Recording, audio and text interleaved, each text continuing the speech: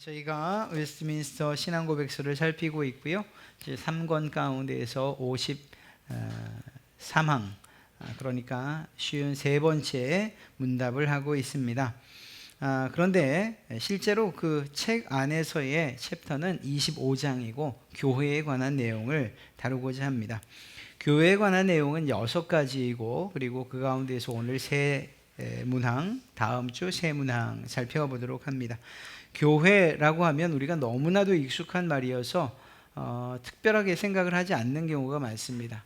더군다나 이 교회를 지칭할 때 무슨 교회, 어느 교회 다니세요? 예, 갈릴리 교회 어느 곳에 있는 교회예요? 예, 서울에 있는 교회입니다. 이렇게 모든 이 믿음의 사람들의 공동체를 교회라고 지칭하기 때문에 자칫 잘못하면 교회라고 하면 어떤 건물을 떠올리기가 쉽습니다. 실제로 어느 교회를 찾아가려면 어떻게 갑니까? 라고 묻기도 하고, 그 교회는 인원이 몇이나 됩니까? 혹은 재정이 어떻게 됩니까?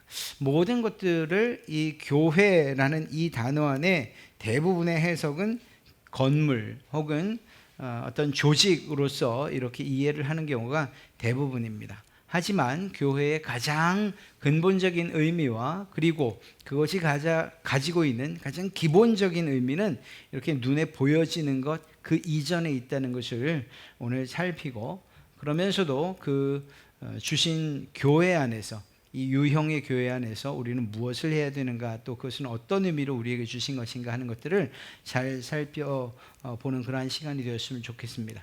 한 가지 더 말씀드린다면, 이 코로나라고 하는 이런 우리가 예측하지 못했던 시대로 들어오면서 대면 예배, 비대면 예배 이런 이야기가 나오기도 하고요. 영상 예배, 또 실제로 얼굴을 보고 드리는 예배, 현장 예배 이런 이야기가 나오지 않습니까?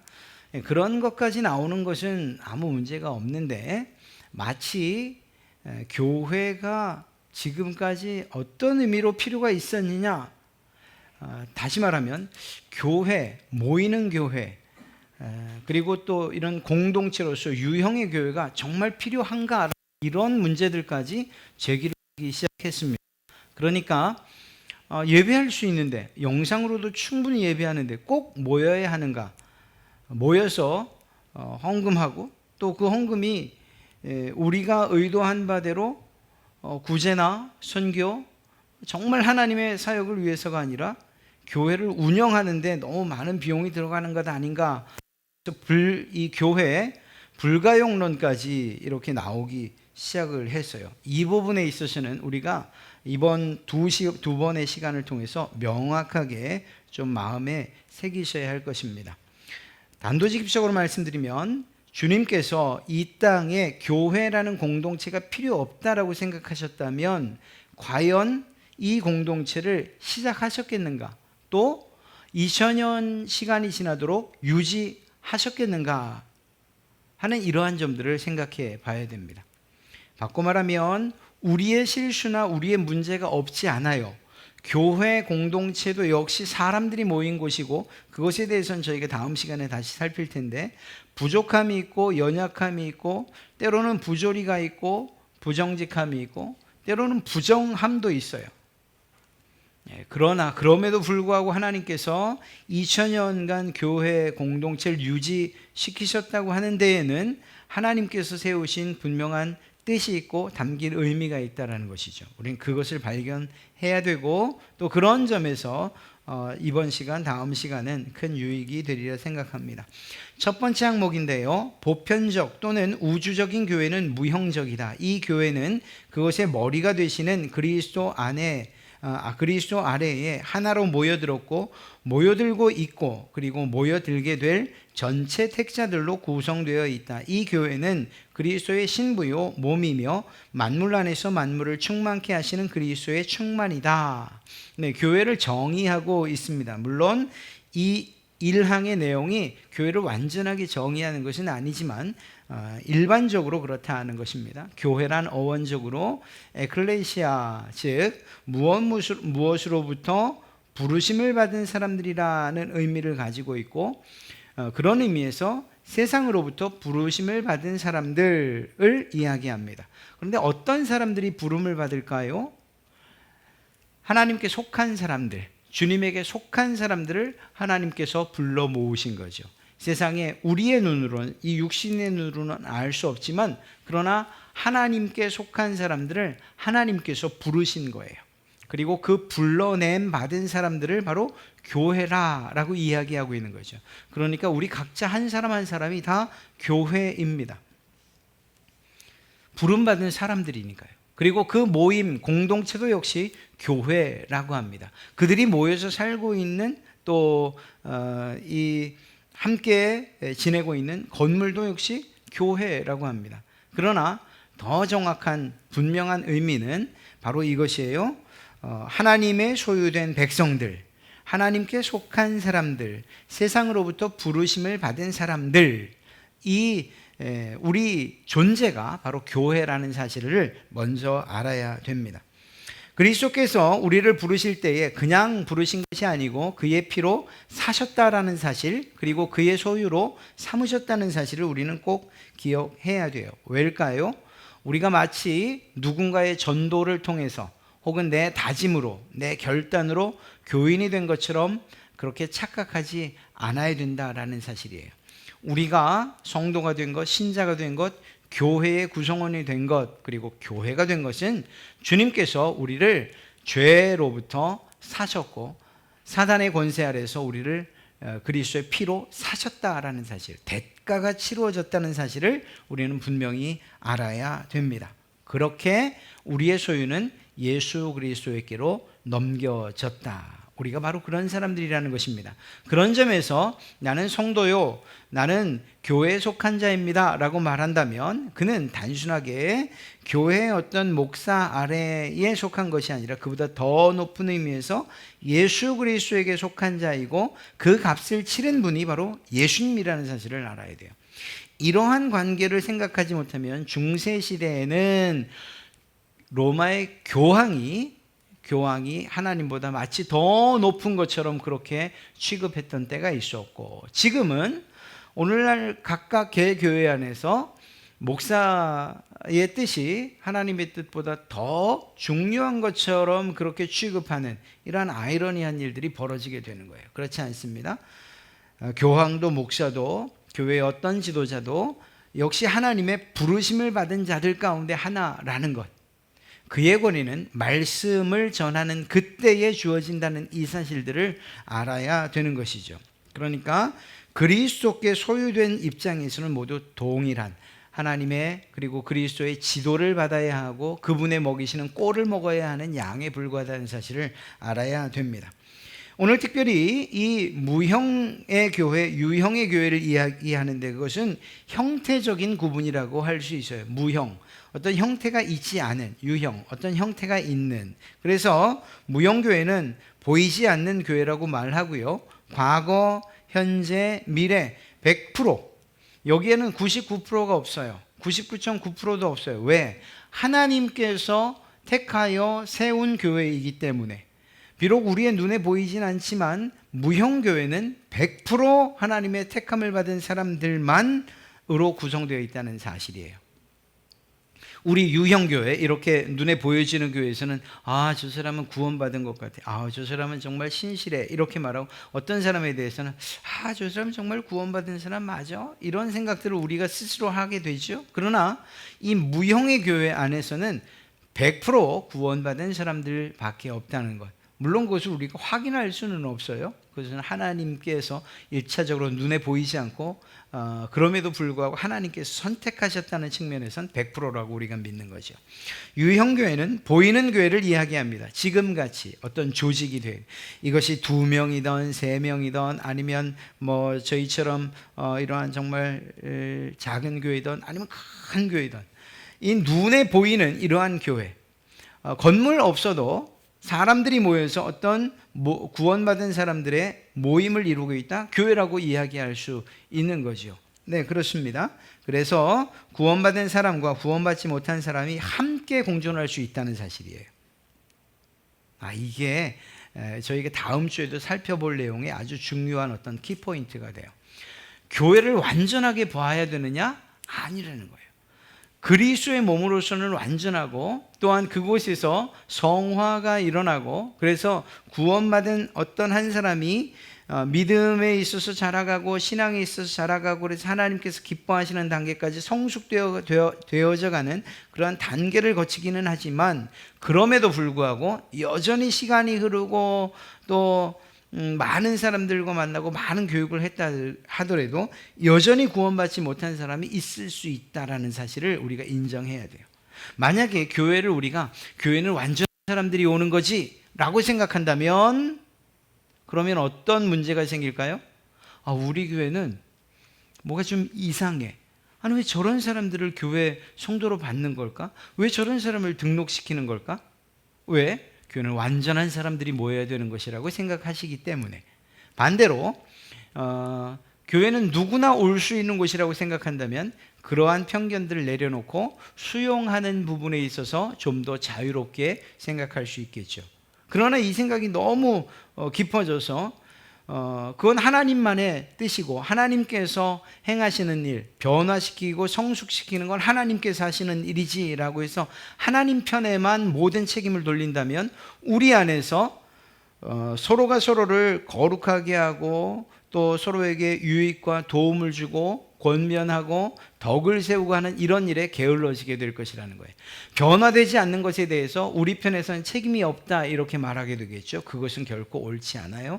교회는 교회 나름대로 모든 성도들이 조금 더 거룩하게 조금 더 성숙되게 하기 위해서 가르치고 또 서로 교제하고 하는 일들이 끊임없이 일어나야 되는 거예요.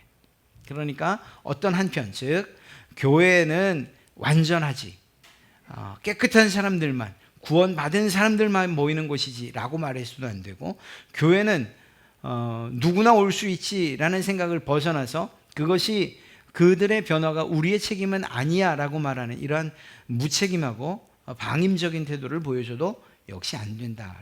끊임없이 교회는 그들이 구원받지 못한 사람들이 구원에 이르도록 격려하고 힘을 주고 가르치고 하는 일들이 일어나야 되고 그러면서도 구원받은 사람들은 그들을 이끌어갈 수 있는 이러한 능력까지도 발휘되어야 된다라는 사실입니다.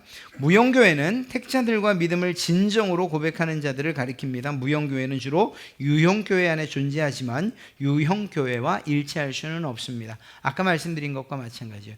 이렇게 교회 안에 보여지는 교회 안에 무형교회가 존재하죠. 어떤 사람들일까요? 구원받은 사람들. 그 사람들이 A, B 혹은 F, J 어떤 사람들인지는 알 수 없지만 그 사람들의 모임은 완전한 무형교회로서 구원받은 사람들이라고 할 수 있죠.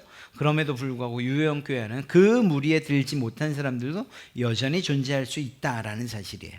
이것을 여러분들에게 겁주려고 당신은 무형교회에 속한 사람입니까? 완전히 구원받은 사람입니까? 아닙니까? 이걸 말하려고 하는 게 아니고 교회의 존재 방식이 그렇다는 거예요. 교회 안에 유형교회라고 하는 이 안에 무형교회가 존재할 수 있다. 그리고 대부분 그런 방식으로 존재한다라는 것을 말씀드리는 것입니다. 이것이 이제 세계 각각 곳곳에 있지 않습니까? 그리고 이 모든 것들이 종합적으로 유니어 처치에서 하나님 안에서의 하나된 교회를 이야기할 때는 이땐 무형교회가 의미를 갖게 되겠죠. 단순하게 유형교회를 묶어서 이것이 하나님의 교회입니다라고 말하지는 않겠죠. 구원받은 사람들의 무리로서 어느 곳에 있던 시대를 옛 시대 사람이건 지금 사람이건 앞으로 올 그 구원받을 사람이건 간에 모든 구원받은 백성들을 전 세계적으로 시간이나 혹은 공간이나 이런 부분에 구애받지 않고 이야기할 때 하나된 교회, 하나님의 교회라고 이야기할 수 있는 것입니다. 두 번째 항목인데요. 유형교회는 복음 아래서 또한 보편적이고 우주적이다. 이전 율법 시대처럼 한 국가에만 제한되어 있지 않다. 이 유형교회는 세계 도처에서 참 종교를 신봉하는 모든 사람들과 그들의 자녀들로 구성되어 있다. 그리고 이 교회는 주 예수 그리스도의 나라요 하나님의 집이고 가족이다. 교회 밖에서는 구원의 통상적인 가능성이 존재하지 않는다. 쉬운 말인데 좀 어렵게 써놓은 거예요. 이 예전 우리 믿음의 선배들 그 시대의 언어 그리고 또 그렇게 풀이를 좀 한 것 같습니다.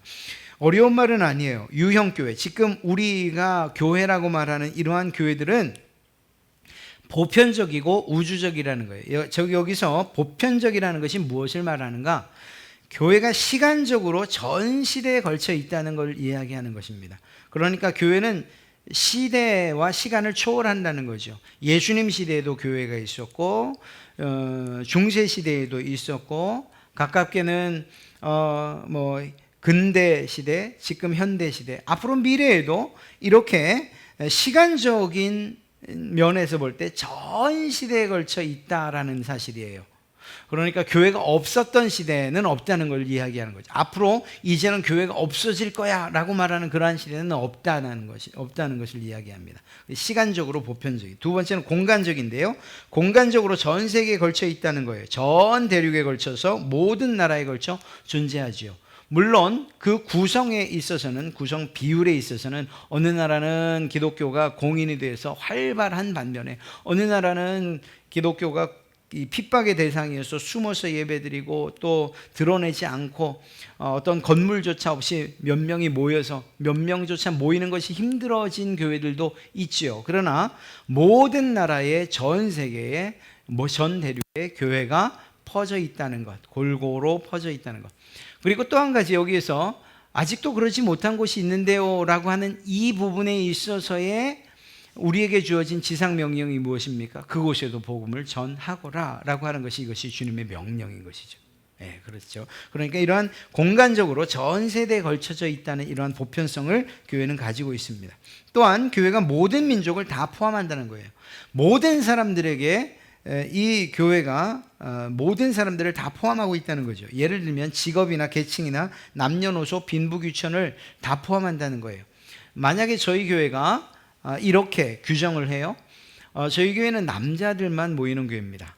저희는 재산이 최소 2억 이상 되는 분들만 모이는 교회입니다. 라고 하며 그 어떤 교회를 시작한다면 이것은 참된 교회일 수 없어요. 어떤 면에서 보편적이지 않기 때문에 참된 교회라고 말할 수 없어요.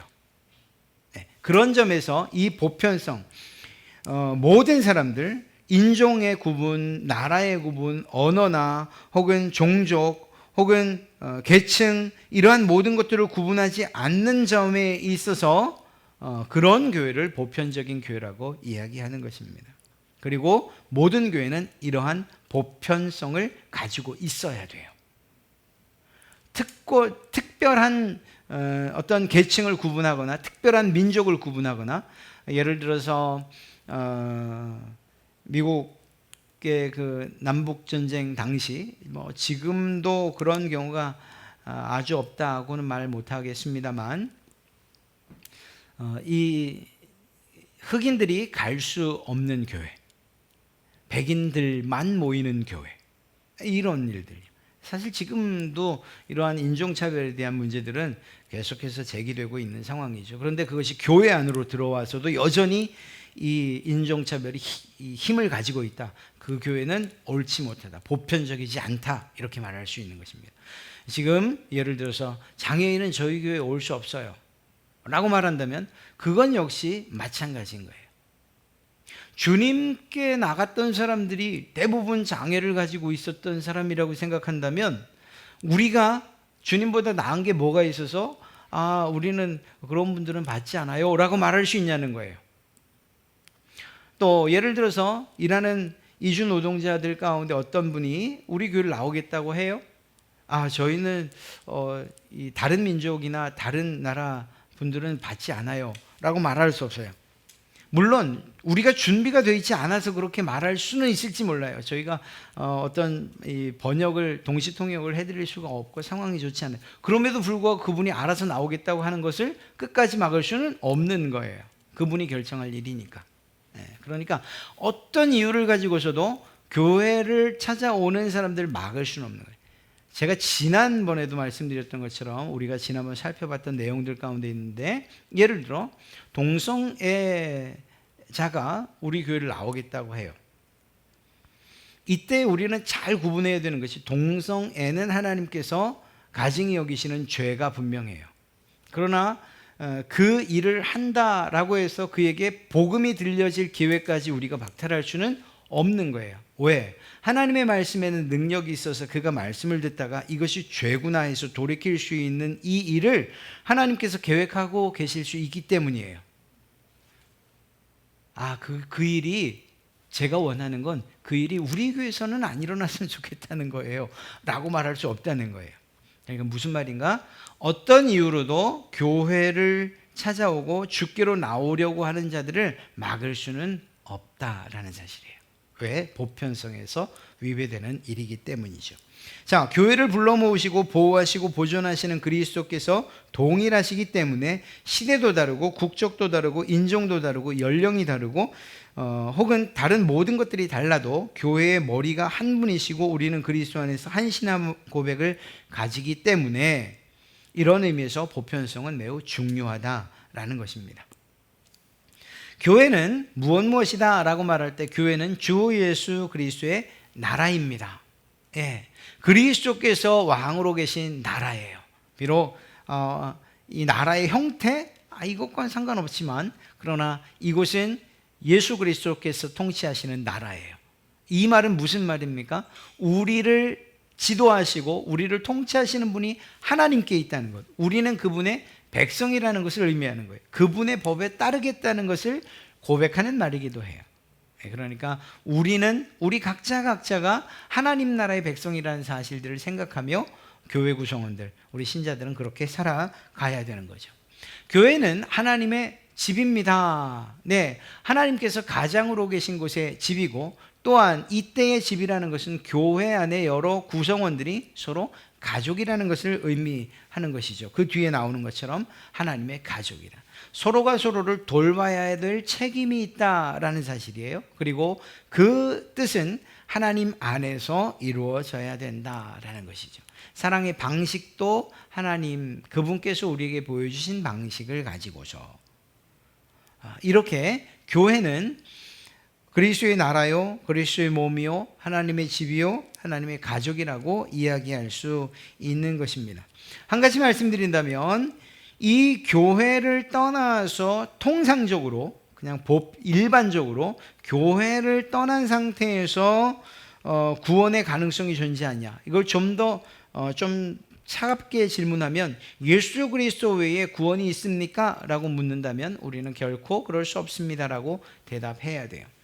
교회 밖에서 구원이 있을 수 있느냐? 통상적으로는 그렇다 하지만 특별한 경우에는 이 부분은 해당되지 않을 수도 있어요. 예를 들면 이런 거죠. 지난번 우리 이란 선교사님이 와서 말씀을 전할 때 이란에서는 복음 전하는 것들이 너무 힘들다고 말씀하셨잖아요. 어떤 선교사가 한 사람을 만나서 구원시키고 개종시키는 일이 너무 힘들다. 그때 놀라운 역사를 봤다라고 말씀하시면서 예를 든 것이 무엇인가 하면 주님께서 직접 그들의 꿈에 나타나시더라는 거예요. 그리고 그들이 이 구원에 대한 확신과 마치 사도 바울의 그러한 이 개종처럼 그러한 일들이 실제로 일어나고 있다라고 우리에게 말씀해 주셨잖아요. 그런 방식을 통한다면 교회 밖에서의 통상적인 방법이 아닌 기적적인 방법으로 구원받는 일도 있을 수 있다는 사실을 이야기하는 거죠. 그러니까 우리가 교회 밖에서는 구원이 절대로 일어나지 않습니다라고 말할 수는 없어요. 그러나 일반적으로 이렇게 우리나라처럼 종교가 좀 자유롭고 그리고 누군가 개개인이 선택을 할 수 있다. 그리고 또 복음을 전하는 일에 문제가 없다라고 할 때에는 그때는 교회 안이라고 하는 이러한 통상적인 적용이 이루어진다라고 하는 것이죠. 사망입니다. 이 보편적 유형 교회에게 그리스도는 세상 끝날까지 이 땅에서 성도들을 모으고 온전하게 하기 위하여 사역, 말씀 그리고 하나님의 성례들을 주셨다. 그리고 그리스도는 그의 약속을 따라서 그 자신의 임재와 성령으로 말미암아서 그 일을 이루는 데 있어서 그것들을 효력 있게 하신다. 좀 쉽게 말하면 이런 거죠. 교회는 세상 끝나는 때까지 성도들을 모으고 또 온전하게 하는 역할, 또 그 목적을 가지고 만들어진 곳이다라는 거예요. 교회의 목적이 무엇이냐라고 묻는다면 성도들을 모으고 그 모아진 성도들을 온전케 하는 것, 이것이 교회의 목적이다. 더 정확하게 말하면 교회를 구성하고 있는 책임자들이 깊이 있게 생각해야 될 교회의 존재의 이유가 무엇이냐? 성도들을 모으고 그들을 온전하게 하는 일이라고 말해야 되는 거예요. 그러니까 이건 먼저 틀어지면 안 되죠. 그저 교회가 마치 어떤 동호회처럼 사교적 집단처럼 그렇게 돼서는 안 되는 거예요. 그냥 난 교회 가면 편해, 그냥 좋아, 이런 정도로는 교회의 목적을 이루는 것이라고 말할 수 없어요. 교회 안에서는 모이는 것뿐만 아니라, 그래서 교제뿐만 아니라 그들이 말씀 안에서 온전케 되는 일들이 있어야 돼요. 하나님을 알지 못했던 사람들이 하나님을 알게끔 온전케 돼야, 하나님을 알아 온전케 돼야 되고, 또 세상의 윤리와 도덕과 상관없이 살았던 사람들이 예수 그리스도를 알아 그들의 삶에 있어서 온전케 되는 일들이 있어야 되는 거죠. 그러니까 모이는 것뿐만 아니라 모임을 통해서 온전케 돼야 되는 거예요. 그리고 이 온전케 되는 수단을 우리에게 주셨는데 그것이 무엇이냐? 바로 이 사역과 말씀과 성례들이라는 거예요. 우리가 온전케 되는 것, 그리스도 안에서 온전케 되는 것, 단순하게 모이는 것만으로, 교제만으로 되지 않고 말씀을 통해서 이루어진다는 거죠. 설교를 통해서, 성경 공부를 통해서, 하나님의 말씀을 통해서 이 일이 이루어져요. 또 한 가지는 성례. 우리가 떡을 떼고 또 세례를 받고 떡을 떼고 잔을 들고 하는 이 성례를 통해서 이 일이 이루어져요. 또 한 가지는 우리에게 맡겨진 사역들, 우리가 이 부서라든가 혹은 구제의 사역이라든가 전도의 사역이라든가 하는 이런 우리에게 각자 은사에 맡겨주어진 사역들을 통해서 우리는 온전케 되고 또 다른 사람들을 온전케 할 수가 있어요. 그러니까 사역과 말씀과 성례를 통해서 우리들은, 모여진 모든 우리들은 온전케 될 수 있다라는 것이죠. 그런데 여기서 중요하게 한 가지를 더 지적하는 것이 무엇인가 하면, 그것은 이러한 일을 행할 때에 그 능력이 어디로부터 오는가 하는 거예요. 그러니까 말씀과 성례 그리고 사역, 그것은 대부분 교회 지도자들을 통해서 이루어지고 있어요. 목사들을 통해서, 또 교육자들을 통해서 이 일들이 진행돼요. 우리가 착각하지 말아야 될 것은 무엇인가 하면, 목사를 통해서 우리가 온전케 되는구나, 또 그 일을 이렇게 적절하게 배분해 주는 어떤 교육자들을 통해서 우리가 온전케 되는구나, 그래서 그 온전케 하는 분을 바라보는 눈이 목사들이나 지도자들에게 멈춰서는 안 된다는 거예요. 그렇게 되면 맹신하게 돼요. 잘못된 판단을 갖게 돼요. 목사가 말하는 것이면 모든 것이 옳다라고 하는 이러한 잘못된 생각을 갖게 돼요. 그렇지 않아요. 이러한 이 일들, 사역과 말씀과 성례를 행할 수 있는 능력은 어디로부터 오는가? 그리스도의 임재와 성령을 통해서 이루어진다는 사실이에요. 예수 그리스도께서 성령으로 우리 가운데 역사하실 때에 우리가 말씀을 깨닫게 되는 것이고, 그 성례를 기쁨으로 또 우리를 온전케 하는데 사용하게 된다는 거죠. 받아들이게 된다는 거예요. 우리가 어떤 일들을 할 때에 그 사역이 교만하거나 혹은 그 일을 통해서 우리가 예수 그리스도의 덕을 세우는 것이 아니라 나를 더 드러내는 이유가 무엇이냐? 그리스도께서 행하지 않으셨고 그분이 주신 그 믿음 가운데에서, 그 능력 가운데에서 행한 것이 아니라 내 능력으로 했기 때문이라는 이러한 사실을 우리는 발견하게 되는 것입니다. 그래서 이러한 일을 행하는 능력, 즉 사역, 말씀, 성례들을 행하는 능력은 그리스도의 임재와 성령으로 말미암아 가능하며, 이러한 것 역시 우리의 믿음에 따라서가 아니라 그분의 신실하심에 있다는 거예요.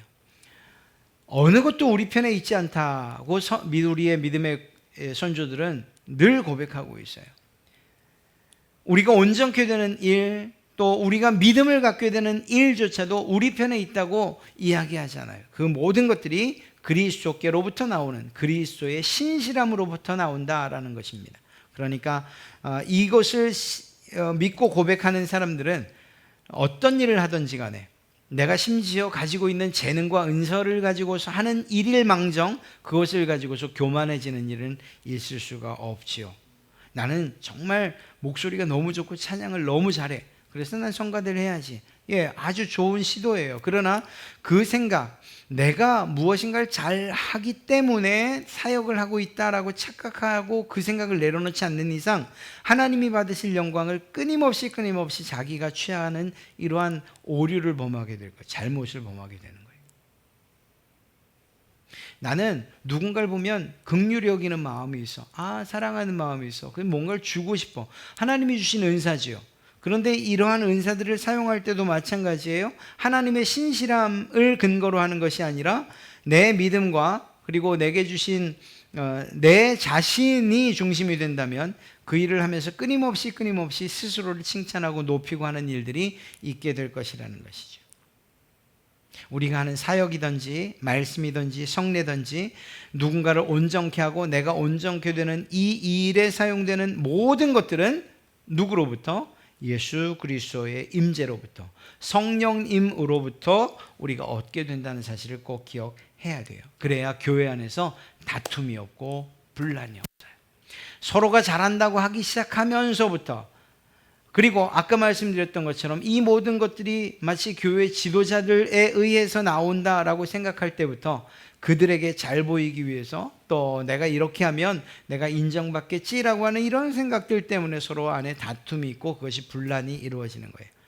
최종적으로 평가하시는 분은 예수 그리스도이십니다. 그분 아래에 지도자들이 있을 따름이에요. 그들도 역시 하나님 그분에게 최선을 다하고 신실하게 대해야 할 사람들에 불과하다는 것이죠. 이러한 사실들을 꼭 기억하십시오. 다시 말씀드리고 늘 말씀드리지만 교회는 이 교회 안에 있는 어떤 직분이나 직임은 계급이 아닙니다. 이것은 단지 어떠한 일들을 더 잘 감당해내기 위한 주님께서 주신 은사의 차이들일 뿐이에요. 좀 더 효율적으로 그 일들을 해나가기 위해서 주님이 주신 것일 뿐이에요. 그것은 결코 수직이 아니고 수평적인 관계 가운데에서 제대로 이해되어질 수 있다는 것. 이러한 사실들을 생각한다면 교회가 어떤 것인가, 교회가 어떤, 우리의 갈릴리 교회가 어떤 교회가 되어야 하는가에 아주 중요한 그러한 가르침을 우리에게 주고 있다. 또 그것을 발견할 수 있게 될 것입니다.